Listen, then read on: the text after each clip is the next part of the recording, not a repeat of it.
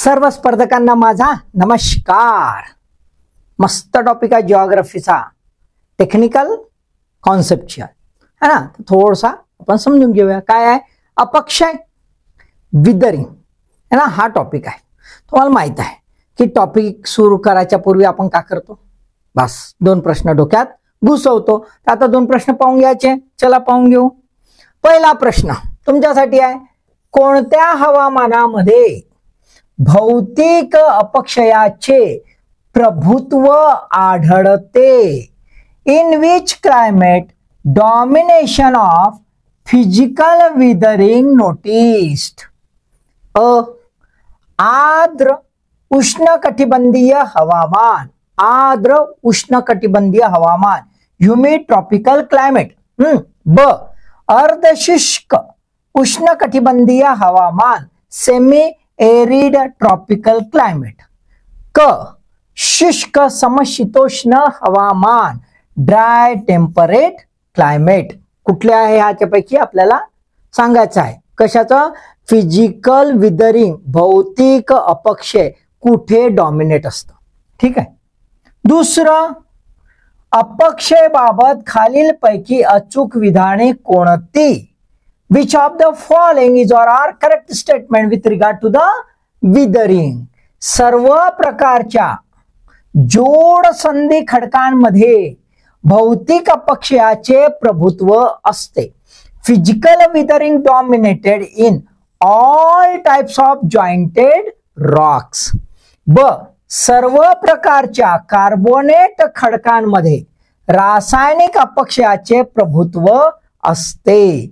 Chemical withering dominated in all types of carbonate Roxx.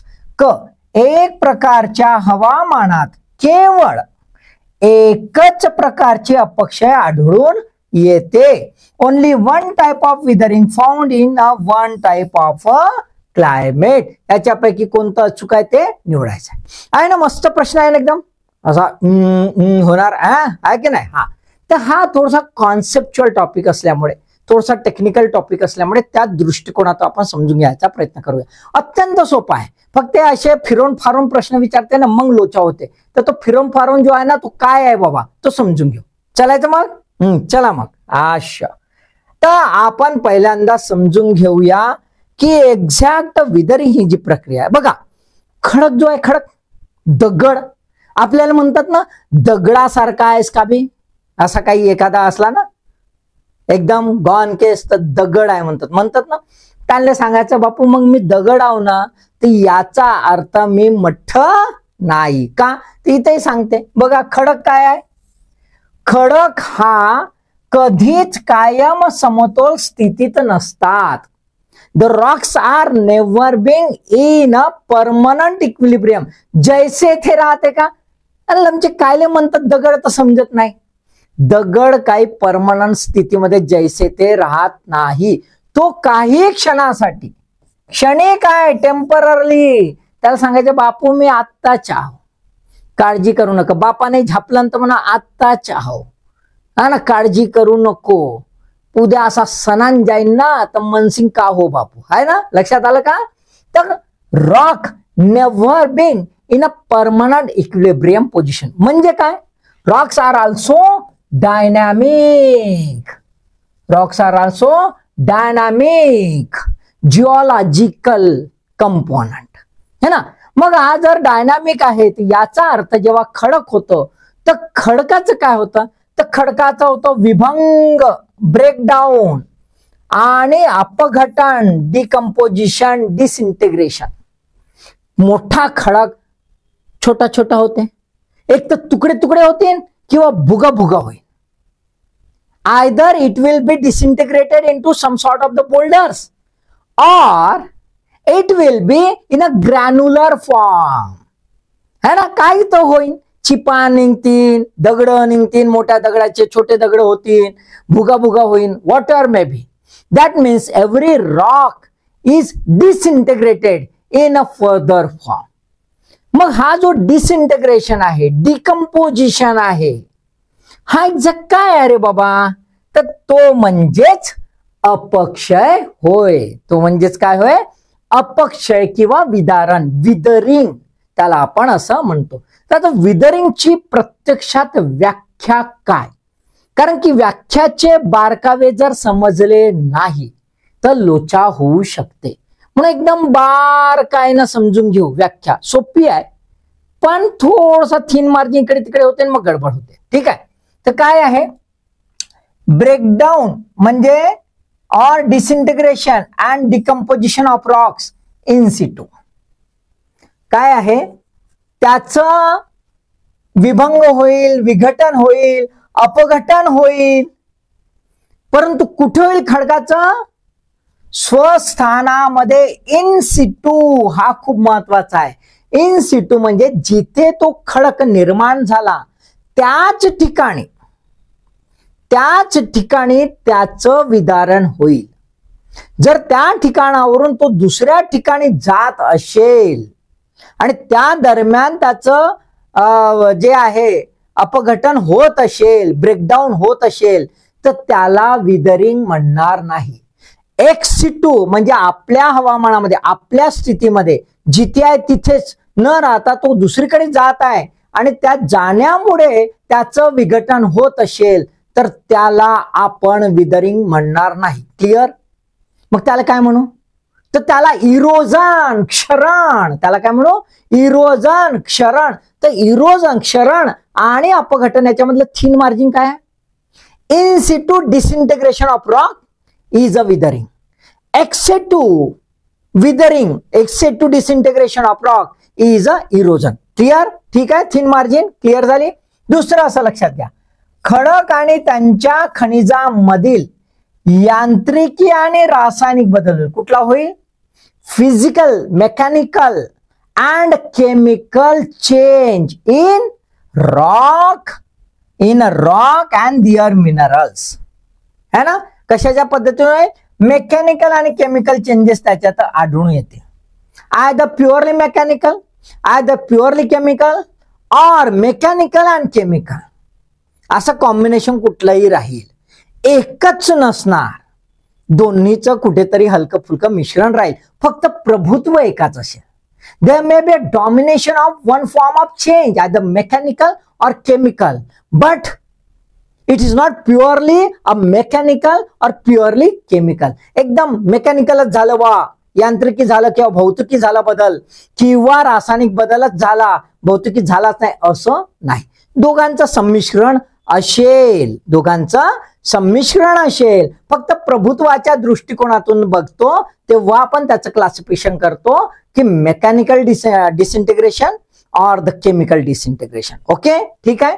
त्यानंतर कशामुळे परिणाम? कशामुळे? पाणी, तापमान, वारा, विविध वातावरणीय वायू, सजीव यांच्या परिणामामुळे. कोणामुळे आहे? पाणी आहे, water, temperature, wind, atmospheric gases and organisms. Organism सर्वच आले, वनस्पती, प्राणी सर्वच आले. Okay, clear.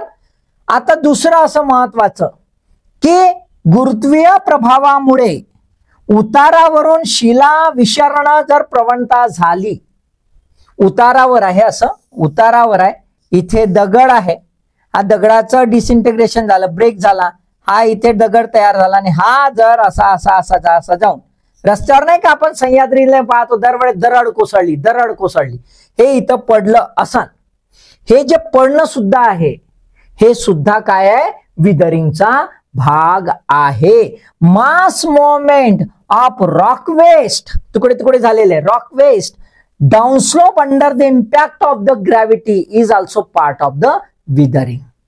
मग तुम्ही ना सर तिथून तर तिकडे, हा इथून इथे गेलेला आहे पण तो त्याच ठिकाणी आहे, आजूबाजूला आहे, त्या स्लोपमुळे तो खाली गेलेला आहे. मग इरोजन म्हणजे काय? तर आपल्याला दिसते मोठ्या प्रमाणातील वहन, large scale transportation because of the सम है ना denudation and all other processes, त्याला आपण काय म्हणतो? क्षरण म्हणतो. पाण्याने वाहून नेत आहे आणि दूरवर वाहून नेत आहे, खूप मोठ्या प्रमाणात वाहून नेत आहे. आता आपण जसं बघतोय उत्तराखंडला बघा किंवा हिमाचलला बघा, वाहून नेते सगळे दगड वगैरे, ते काय झालं? क्षरण. त्यामुळे ते दगड घासल्या जातात, छोटे छोटे होतात, ते झालं क्षरण, इरोजन. Clear clear? लक्षात आलं? सर्वात महत्वाचं काय आहे? इन सिटू त्या स्थानामध्ये. क्लिअर? आता आपण जे आहे घटक, कारण की जी विदरिंग होतं, अपघटन होतं, अपक्षय होतो, तो अपक्षय जो आहे तो विविध घटकांमुळे होतो आणि त्या घटकांची स्थिती, त्या घटकांचा स्वभाव, nature and position of the factors are influencing the withering. अपक्षयावर कोणाचा परिणाम होतो? ह्या घटकांचा. पण त्या घटकांची काय स्थिती आहे रे बाबा, काय स्वभाव आहे, काय इंटेन्सिटी आहे, कशा प्रकारे त्याचं डॉमिनेशन होतं, ह्या सर्व बाबी जर बघितल्या तेव्हाच आपल्याला लक्षात येतं की या घटकांचं त्यावर कंट्रोलची इंटेन्सिटी कशी आहे. ओके, तर घटक कोणते? तर पहिल्या दिशेला आपल्याला खडकांची संरचना व संघटन, structure and composition of the rock itself. तो खडक कसा आहे? स्ट्रॉंग असेल, मजबूत असेल तर डटून राहील आणि कमजोर असेल तर फुटकन चालला जाईल. बरोबर आहे? राईट. दुसरा, स्लोप ऑफ द ग्राउंड, भूपृष्ठीय उतार कसा आहे, किती ग्रेडियंट कसा आहे, त्याचा उतार कसा आहे, जंटल आहे की स्लोपी आहे, जास्त स्लोपी आहे, त्याच्या आधारावर. तिसरं आपल्याला दिसतं हवामान विभिन्नता, क्लायमॅटिक व्हेरिएशन्स आहे ना. संपूर्ण पृथ्वीवर आपल्याला वेगवेगळ्या प्रकारचे हवामानाचे पट्टे दिसतात. Various climatic belts are found. आता हे बेल्ट जसे आहेत त्याच्यानुसार आपल्याला तिथे तत्कालीन स्थितीमध्ये त्या पृष्ठभागावर आपल्याला त्याचा परिणाम है ना अपक्षयावर झालेला दिसतो. आणि चौथं आहे झाडांचा आणि सजीवांचा परिणाम, फ्लोरल अँड फ्युनल इम्पॅक्ट. झाडं आहेत आणि प्राणी सुद्धा आहेत, त्यांचा सुद्धा परिणाम पडतो. ते चार जे घटक आहेत, हे चार घटक आता आपण समजून घेऊया, कारण ते समजणं महत्वाचं आहे. ठीक आहे, बघा पहिल्यांदा आपण काय बघूया? पहिल्यांदा आपण बघूया खडक काय, त्याची संरचना आहे, त्याचं संघटन कसं आहे. What is the structure and the composition of the rock and how it influence.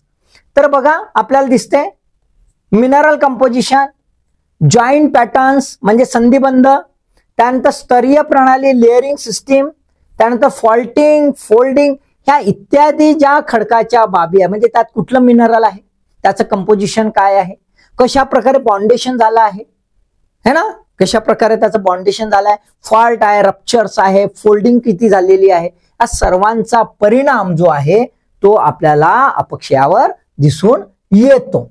पहिल्यांदा जर बघितले कार्बोनेट रॉक्स. कार्बोनेट रॉक जे आहे ते कार्बोदके जे आहे, कार्बन आहे त्याच्यामुळे बनलेला असतो. कॅल्शियम कार्बोनेट आणि मॅग्नेशियम कार्बोनेट हे दोन प्रामुख्याने खडक आहेत. या खडकांवर खास गोष्ट अशी आहे की या खडकांवर पाण्याचा आणि उष्णतेचा जबरदस्त परिणाम पडतो. जिथे पाणी आहे, जिथे पाणी आहे आणि उष्णता आहे अशा प्रदेशामध्ये पाण्याच्या संपर्कात आल्यावर लगेच केमिकल रिॲक्शन व्हायला लागतं. आणि हे कार्बोनेट रॉक इतके सॉल्युबल आहेत की सहज विरघळून जातात. बरोबर आहे? मग याच्यावर कुठलं अपक्षय होतो? रासायनिक अपक्षय, केमिकल विदरिंग. म्हणजे याच्यामध्ये डॉमिनेशन, कार्बोनेट रॉक मधलं डॉमिनेशन काय राहील? रासायनिक अपक्षय, chemical weathering. Why? Because they are more soluble and when they come in contact with the water in a hot condition, म्हणजे hot humid condition जर असेल तर आपल्याला दिसेल कार्बोनेट रॉकचं विदरिंग फास्ट होतं. जर सांध्यांचे खडक असतील, जॉईंट रॉक्स असतील, तर जॉईंट रॉक्स मध्ये आपल्याला कशाचं डॉमिनेशन दिसतं? मेकॅनिकल विदरिंग किंवा फिजिकल विदरिंग, भौतिक अपक्षय किंवा यांत्रिक अपक्षय याचं डॉमिनेशन दिसतं. आता याचं डॉमिनेशन दिसतं म्हणून सर्वच प्रकारच्या जॉईंट रॉक्स मध्ये दिसतं का? जसं सर्वच प्रकारच्या कार्बोनेट रॉक मध्ये आपल्याला केमिकल विदरिंग दिसणार, सर्वच प्रकारच्या. परंतु जॉईंट रॉक मध्ये त्याचं लेअरिंग कसं आहे ते महत्वाचं आहे. जर लेअर व्हर्टिकल असतील, उभे असतील, असे जर असतील हा ना, तर त्याच्यावर अधिक परिणाम होईल. हा बघा असं दिसतो. त्याचं डिसइंटिग्रेशन, त्याचं विदरिंग फास्ट होईल उभे असतील तेव्हा. परंतु जर आडवे असतील, असे लेअर असतील तर त्याच्यामध्ये फारसा परिणाम दिसणार नाही. हॉरिझॉन्टल क्षैतिज स्तर जो आहे त्याच्यावर फार परिणाम दिसणार नाही. का? कारण की याच्या आतमध्ये असा पाणी शिरण का असा पाणी शिरण का नाही? असा नाही. इथं पाणी इथून चालला जाईल कारण कॉम्पॅक्टनेस जास्त राहतं आणि कॉम्पॅक्टनेस जास्त असल्यामुळे इथे काही पाणी सहसा शिरत नाही असं, आणि हे वरून इथे निघून जातं. म्हणून याचं जे विदरिंग आहे, अपक्षय आहे, तो अधिक होत नाही. आता जर जॉईंट रॉक्स बघितले तर जॉईंट रॉकवर कशाचा परिणाम होतो? तापमानाचा, टेम्परेचरचा परिणाम होतो. टेम्परेचर चेंज म्हणजे काय? रात्री अत्यंत थंड होतं वाळवंटी भागामध्ये बघा, आणि एरिड कंडिशन मध्ये वगैरे, आणि हॉट एरिड कंडिशन अशी जर बघितली आपण तर आपल्याला काय दिसतंय? रात्री अत्यंत थंड होतं आणि दिवसा जबरदस्त गरम होतं. दोघांतील गॅप जबरदस्त. दैनिक तापमान कक्षा खूप मोठी असते. दुपारी 40 डिग्री आणि रात्री 1 डिग्री. केवढं मोठं झालं? 39 डिग्रीचा गॅप फरकन एकाच दिवसात. त्यामुळे काय होते? Expansion contraction. दुपारी एक्सपांड, रात्री कॉन्ट्रॅक्ट. अंकुंचन प्रसरण, अंकुंचन प्रसरण, बूम. बरोबर आहे. दुसरा आहे गोठण परिणाम, फ्रॉस्ट. पाणी शिरते इथून, इथून पाणी शिरते, पाणी शिरलं आणि रात्री जर ते गोठलं जिथे तापमान एकदम कमी होऊन जाते 4च्या खाली, 4 डिग्रीच्या खाली, तर काय होते? त्याचा बर्फ होते. बर्फाचं आकारमान वाढते. कितीनं वाढते अंदाजे? तर 10% आपल्याला बर्फाचं आकारमान वाढताना दिसते. आकारमान वाढलं का ते दाब देते, प्रसरण. मग दुपार झाली की त्याचं पाणी होते, पुन्हा पाऊस वगैरे पडला तर पुन्हा त्याच्यात साचते, मग पुन्हा असं असं करत करत रप्प रप्प रप्प रप्प तोडत नेते. किंवा त्यात पाणी गेलं आणि वारा आहे, वाऱ्यामुळे थपेडे पडते आणि वाऱ्यामुळे डिसइंटिग्रेट होऊन जाते. तसं इथे सहसा होत नाही कुठल्याच्यात? हॉरिझॉन्टल स्ट्रॅटामध्ये. कारण हॉरिझॉन्टल स्ट्रॅटामध्ये आपल्याला पाणी असं जोपर्यंत जात नाही तोपर्यंत फ्रॉस्टची ऍक्शन होणार नाही. बरोबर आहे, राईट. आणि इथे टेम्परेचरचं जे आहे डायरुनर रेंज, तर ते असं प्रसरण, असं अंकुंजन, असं प्रसरण, असं अंकुंजन पाहते. त्याच्यामुळे याच्या गॅप, हॉरिझॉन्टल ज्या गॅप आहेत हॉरिझॉन्टल जॉईंट मध्ये सहसा आपल्याला परिणाम दिसून येत नाही. ते बहुतांशी अधिक काळ टिकून राहतात. म्हणजे कोणते रॉक आपल्याला अधिक काळ टिकून राहणार दिसतील किंवा विदरिंगचा जास्त परिणाम होणार नाही, ते असे आहेत जे जॉईंट रॉक आहेत आणि हॉरिझॉन्टल स्ट्रॅटाचे आहेत. Getting the point? Clear? Okay. आता त्याच्यानंतर आपण बघू पृष्ठभागावरील उतार, है ना, ग्राउंड स्लोप. ग्राउंड स्लोप जो आहे त्याच्यामध्ये डॉमिनेशन आपल्याला असं दिसेल मेकॅनिकल विदरिंगचं. भौतिकी, फिजिकल विदरिंग, भौतिकी अपक्षय किंवा यांत्रिकी अपक्षय, आणि अवसान याचं सुद्धा आपल्याला अधिक प्रमाणातलं डॉमिनेशन दिसेल. अवसान, मास मुवमेंट. एकाच वेळ खडक तिथे तुटले, बडबड बडबड खाली लुटून गेले, उतार असेल तर. बरोबर आहे. So depend on the slope, किती तीव्र स्लोप आहे आणि त्याच्या आधारावर आपल्याला ह्या दोन बाबी घडताना दिसतात. काय? मेकॅनिकल विदरिंग आणि मास मुवमेंट. ओके, ठीक आहे. आता जर तीव्र उतार असेल बघा, तर सहज रीतीने यांत्रिकी अपक्षय होईल, कारण एक्सपोज होईल. ऊन वारा पावसाला एक्सपोज होईल कारण उतारावर आहे तो. बरोबर आहे. आणि एकदा त्याचे तुकडे तुकडे तुकडे तुकडे झाले की बरोबर बरोबर खाली चाललं जाईल, जलद अवसान होईल, फास्ट मास मुवमेंट होईल. आणि फास्ट मास मुवमेंट झालं की त्याचे खाली पडले की ग्रॅव्हिटीमुळे पुन्हा तुकडे होतील, छोटे छोटे तुकडे झाले की त्याचं विदरिंग फास्ट करता येईल. बरोबर आहे, राईट. मंद उतार असेल तर असा बसलाय माणूस बिंदास, दगडपणाची भीतीच नाही, है ना, तर इथे परिणाम कमी होताना दिसेल. का? कारण याचं तर अवसान सहसा होणार नाही आणि जे काय होईल ते यांत्रिकी अपक्षय हळूहळू होताना आपल्याला दिसेल. आणि यातही जर असा स्ट्रॅटा असेल तर मग अजून गडबड. Okay, clear? ठीक आहे. तिसरं जे आहे परिणाम घालणारा घटक ते आहे हवामान व हंगाम भिन्नता, क्लायमॅटिक अँड सीझनल व्हेरिएशन. तर आधी क्लायमॅटिक व्हेरिएशन आपण पाहून घेऊया. तर बघा, क्लायमॅटिक व्हेरिएशन मध्ये आपण हा जर बघितला तर सर्वात पहिला आहे ह्युमिड ट्रॉपिकल. ह्युमिड ट्रॉपिकल आर्द्र उष्णकटिबंधीय, हॉट ह्युमिड आहे. इथे कसं आहे? हॉट ह्युमिड कंडिशन आहे. आता तुम्हाला आधीच सांगितलं तापमान पण आहे आणि पाणी पण आहे. तर पाण्याचं तापमान त्यामुळे टेम्परेचर वाढलं, खडकावर पडलं तर खडकाच्या मिनरल्सची रिॲक्शन झालं, रिॲक्शन होऊन विदरिंग झालं. म्हणजे कशाचं डॉमिनेशन आहे? रासायनिक अपक्षय याचं डॉमिनेशन आर्द्र उष्णकटिबंधीय हवामानामध्ये राहील. कारण की तिथे पाणी पण आहे आणि उष्णता पण आहे, तिथे पाणी पण आहे आणि उष्णता आहे, म्हणून केमिकल विदरिंग दिसेल. दुसरं जर बघितलं उष्णकटिबंधीय व अर्धशुष्क म्हणजे ट्रॉपिकल अँड सेमी एरिड, म्हणजे सेमी एरिड ट्रॉपिकल जर बघितलं तर आपल्याला काय दिसते?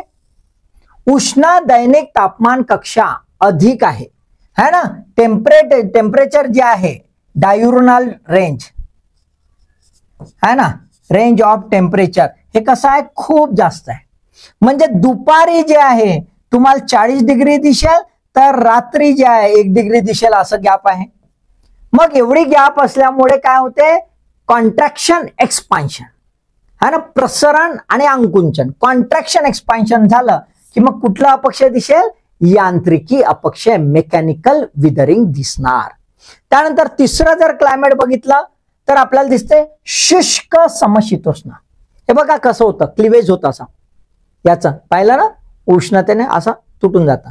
आता याच्यामध्ये बघा शुष्क समशीतोष्ण, ड्राय टेम्परेचर, ड्राय आहे. जिथे शब्द ड्राय आला मेकॅनिकल समजायचं, जिथे शब्द ह्युमिड आला केमिकल समजायचं. पण ह्युमिड आला म्हणजे दिसते पाणी आहे किंवा काही, पण टेम्परेचरच नाही तर मग काहीच नाही.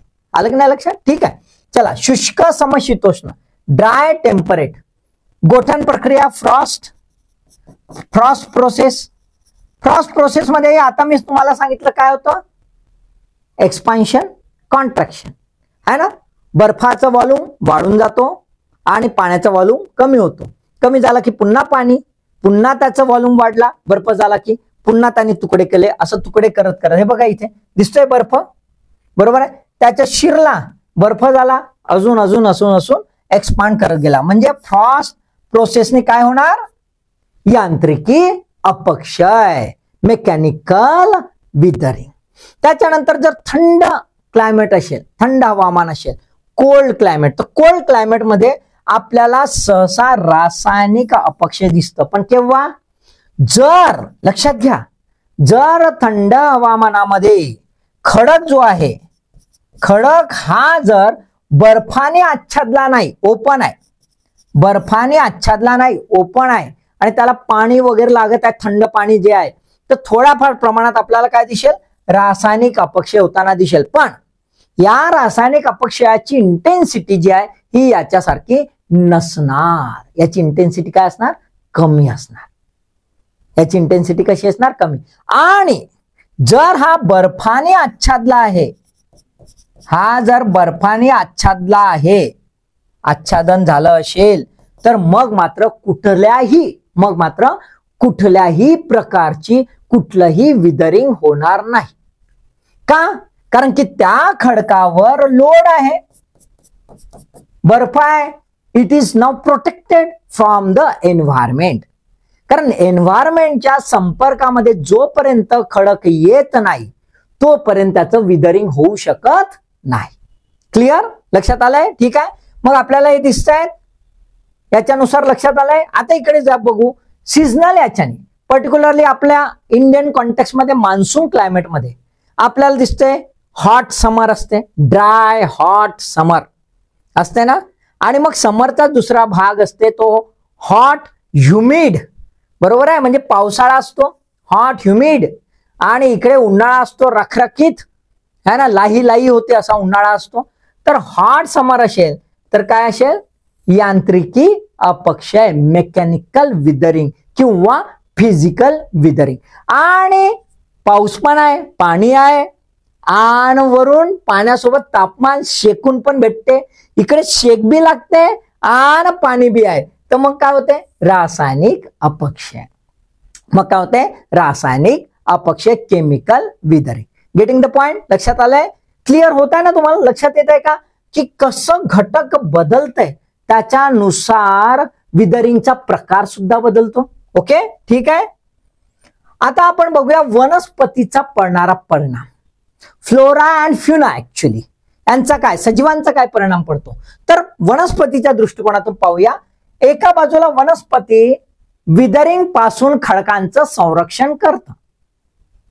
Flora is a protective component, है ना, protective component of a rock from the withering. आणि दुसरं तोच आहे जो दोस्त बनते तो दुश्मन, दोस्त दुश्मन, है ना. एकीकडे दोस्ती करते, बापू तुले मी वाचवतो, टेन्शन घेऊ नको, आणि जसा वाचवते तसा टुम एकीकडून टोचा देते आणि त्यालाच फोडून टाकते. बरोबर आहे, ते म्हणजे विदरिंग. कसं होते बाबा पहा. तर bind rocks through the network of root. बघा दिसतंय तुम्हाला, सर्व मुळं आहेत त्याची, मोठी मोठी मुळं, आणि या खडकाच्या आजूबाजूला प्रोटेक्ट, खडकाले टेन्शन नाही.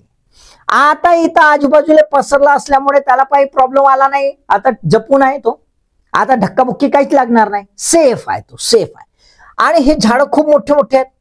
झाडं खूप मोठे मोठे असल्यामुळे मोठं कॅनोपी आहे, है ना, मोठी कॅनोपी आहे. मोठी कॅनोपी म्हणजे ते झाडं पूर्णपणे सावली आणते, सावलीच सावली राहते, सूर्यप्रकाशाचा पत्ता नाही. Dense vegetation protect the ground surface from the direct sunlight.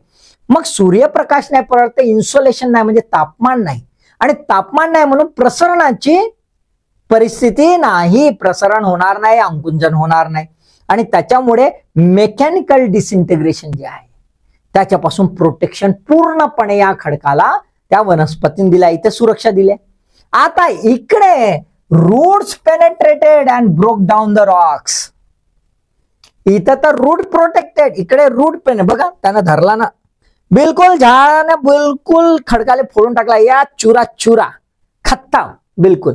म्हणजे इकडे तोच म्हणते मी वाचवतो आणि तोच त्याची है ना. सोबत मायक्रो ऑर्गॅनिझम जे आहेत associated with the roots encourage decomposition through the physico chemical. लक्षात ठेवा, physico chemical weathering. Micro organism दोन प्रकार आहे, फिजिको केमिकल विदरिंग म्हणजे भौतिक आणि रासायनिक दोन्ही प्रकारच्या अपक्षय करतो सोबत सोबतच सायमल्टेनियसली.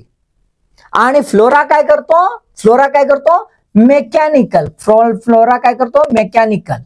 पण फ्लोरामध्ये जर असे फ्लोरा असतील की जे केमिकल सिक्रेट करत असतील, जसं लायकेन वगैरे आहे ना, केमिकल सिक्रेट करत असेल, तर हे कुठलं करत असतील, विदरिंग, केमिकल विदरिंग. लक्षात आलं का, कुठलं करत असतील, केमिकल विदरिंग, है ना. तर लक्षात घ्यायचं, मूळ काय करतात, मेकॅनिकल विदरिंग आणि protection from the mechanical withering. आणि जर त्यापासून केमिकल काही निघत असतील, जसं लायकेनचं उदाहरण दिलं, ते काय करतील, केमिकल विदरिंग. म्हणून मायक्रो ऑर्गॅनिझम जे आहेत ते केमिकल पण काढतात, आणि सोबत ते पोखरतात पण, आणि म्हणून फिजिको केमिकल विदरिंग. क्लिअर, एकदम छोटस असते. आपल्याला ते काय सांगते पुन्हा हेच तेच असते बाबा. मग परीक्षेत आपण काय करतो, डुच्चू, तसं होऊ नये म्हणून. ठीक आहे, आता आपण सगळे प्रक्रिया पाहिल्या, एजंट्स पाहिले, all the components of the weathering पाहिले, how they are influencing the weathering पाहिलं. आता त्याच आधारावर आपल्याला काय दिसतंय, विदरिंग एजंटचं क्लासिफिकेशन. पहिला आहे भौतिकी किंवा यांत्रिकी अपक्षयकारी घटक, फिजिकल और मेकॅनिकल विदरिंग एजंट्स. दुसरा आहे रासायनिक अपक्षयकारी घटक, केमिकल विदरिंग एजंट्स. आणि तिसरा आहे जैविक अपक्षयकारी घटक, बायोलॉजिकल विदरिंग एजंट. तीन प्रकारचे आहेत. तर इकडे फिजिकल एजंट बघून घेऊया आपण. फिजिकल विदरिंग एजंट, आर्द्रता व पाणी, मॉइश्चर अँड वॉटर. दुसरा आहे हिमन, फ्रॉस्ट, है ना. तिसरा आहे सूर्यताप, इन्सोलेशन म्हणजे हीट. आणि चौथा आहे वारा, विंड. आलं लक्षात, फिजिकल. आता रासायनिक याच्यात ऑक्सिजन, कार्बन डायऑक्साईड, हायड्रोजन. विचारतात रे बाबा प्रश्न, त्यामुळे लक्षात ठेवा, ऑक्सिजन, कार्बन डायऑक्साईड, हायड्रोजन. इकडे जैविक याच्यात वनस्पती, ऑल व्हेजिटेशन, है ना, परफॉर्मिंग द ड्युअल फंक्शन. ठीक आहे. त्यानंतर प्राणी ड्युअल फंक्शन नाही करत, हे विदरिंग मध्येच काम करते. ओके. मुख्यत्व सूक्ष्मजीव, मायक्रो ऑर्गॅनिझम, पर्टिक्युलरली कुठलं करतात micro organism, physico chemical. Okay, physico chemical. Clear, लक्षात आलं. प्रश्न सोडवून पहा, नाही जमले तर पुन्हा व्हिडिओ पहा. मी मधामधात काहीतरी बोललो बडबडलो ते पकडून ठेवा आणि ते पकडून आपले मायक्रो नोट्स काढा, है ना. एकदा असा केला का बस तुम्ही पासच. अभ्यास करता मला माहित आहे, तुमच्या अभ्यासावर मला बिलकुलच शक नाही. कारण तुम्ही बाबा एवढे बोर व्हिडिओ नेहमीच म्हणतो तुम्हाला, माझ्यासारखा बोर शिकवणार नाही, बोरच व्हिडिओ पाहता. म्हणजेच काय तुम्हाला कळते की का पाहायचं आणि का नाही. That means you are serious candidate. So for your seriousness I ask all the best.